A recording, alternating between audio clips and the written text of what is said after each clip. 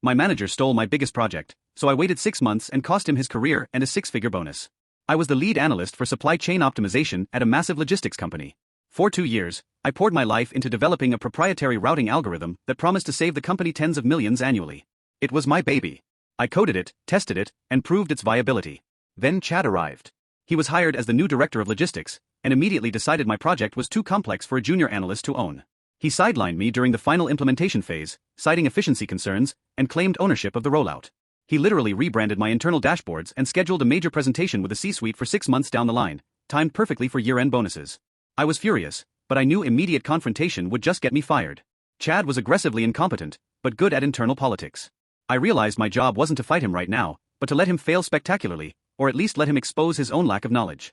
I was still responsible for maintenance and bug fixes on the system, which he graciously allowed, thinking I was just a glorified IT support guy for his algorithm. Here's where the trap was set. My original design included a mandatory optimization review phase 6 months post-launch.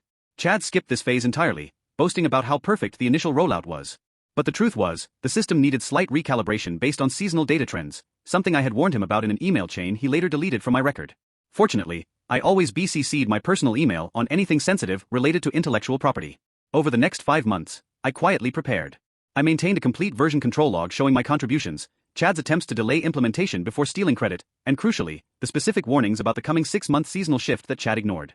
I gathered performance metrics showing a slow, steady decline in efficiency metrics that would eventually prove my optimization phase was vital.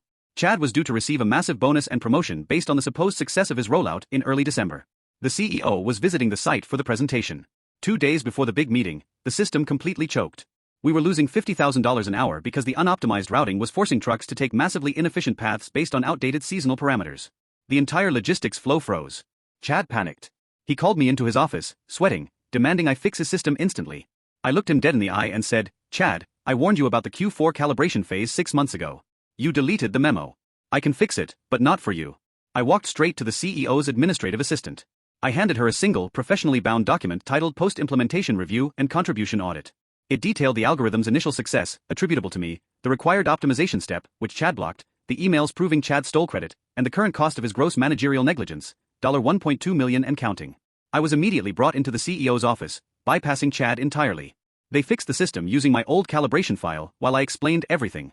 Chad was fired that afternoon, less than 24 hours before his big career-making presentation. He lost the bonus, the job, and his reputation in the industry. I got his directorship, the backdated bonus he would have received, and a mandate to restructure his entire department. The silence when they escorted Chad out of the building was the most satisfying moment of my career.